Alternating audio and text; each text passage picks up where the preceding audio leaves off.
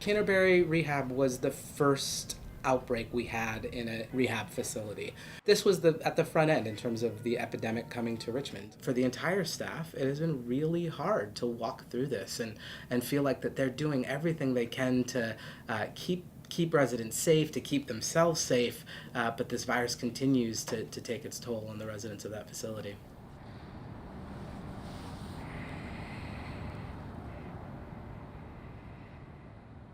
It was, second week of March when they identified their first case. They contacted us immediately at the health department. As soon as they found out they had a confirmed case, they created an isolation wing where they isolated the COVID-19 case and then isolated any other cases that were symptomatic and potentially had COVID-19 while we awaited test results. They started cohorting staff pretty quickly, so making sure that staff were only working with those symptomatic individuals. Certainly the attrition of staff working double shifts, having to just be in that environment every day where, day in, day out, they were losing another patient. Undoubtedly, that was extremely, extremely traumatic for the staff, exhausting and frustrating.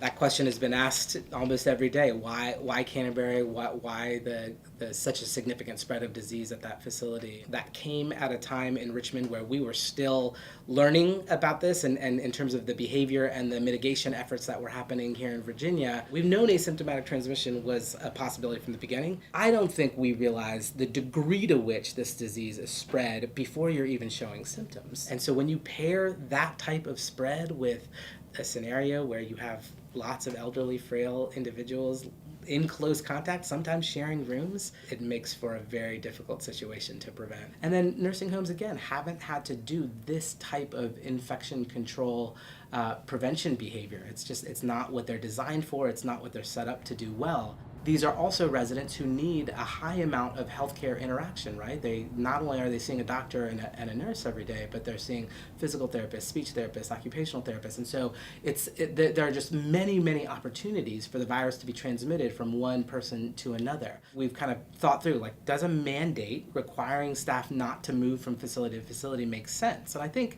it does from a disease prevention standpoint. The reality is, though, that many of these facilities would be immediately short-staffed overnight if we were to pull the trigger on a decision like that. And so we've got to figure out, is there another way to limit transmission without making it impossible for some of these facilities to actually operate? I think we are still very much on the upswing of the outbreak in Virginia.